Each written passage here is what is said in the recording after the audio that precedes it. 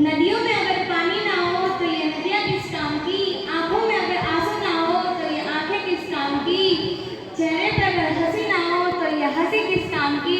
अगर हमारे प्यारे देश के लिए हम ही कुछ ना कर सके तो हम सच्चे नागरिक किस काम के, हम भारतीय नागरिक किस काम के।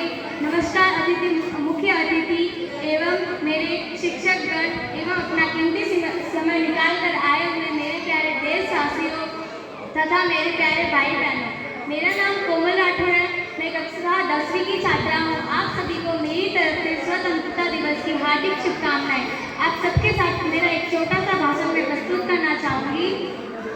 मैं उस देश की नागरिक हूँ जिसके होठों पे है गंगा, हाथों में तिरंगा। वो देश जो कभी सत्यम शिवम सुंदरम तो कभी वंदे मातरम तो कभी पंजाब सिंध गुजरात मराठा द्राविड़ उत्कल बंगा है। मैं उस देश की नागरिक हूँ जो ठुकराए हुए की चरण स्थली बन जाता है और 7 समंदर पार परदेशियों को भी अपना भाई बहन कहकर बुलाता है। यही प्रेम पुण्य भूमि भारतवर्ष कहलाता है, भारतवर्ष कहलाता है। अटल बिहारी भाजपा जी ने शायद ये कहा था कि भारत कोई भूमि का एक टुकड़ा नहीं है, जीता जागता राष्ट्र पुरुष है।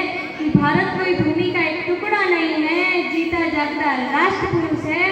अटल जी ने ये कहा था कि वंदन की धरती अभिनंदन की धरती है, ये तर्पण की भूमि, ये अर्पण की भूमि है। यहाँ का नदी नदी हमारे लिए पवित्र गंगा जल जैसी है, यहाँ का कंकड़ कंकड़ हमारे लिए भगवान शंकर जैसा है। हम जिएंगे तो इस भारत के लिए, हम मरेंगे तो इस भारत के लिए, और मरने के बाद भी जब इस पवित्र गंगा जल में हमारी अस्थियां बहेगी तो उसे कोई ध्यान से सुनेगा तो उसे एक ही आवाज़ आएगी, भारत माता की जय, भारत माता की जय। अब तो हमारा तिरंगा झंडा भी हमसे ये पूछने लगा है कि क्या हुआ भारत, मैं लहराने से ज़्यादा कफन में दफनाने के क्या हमारा हूँ।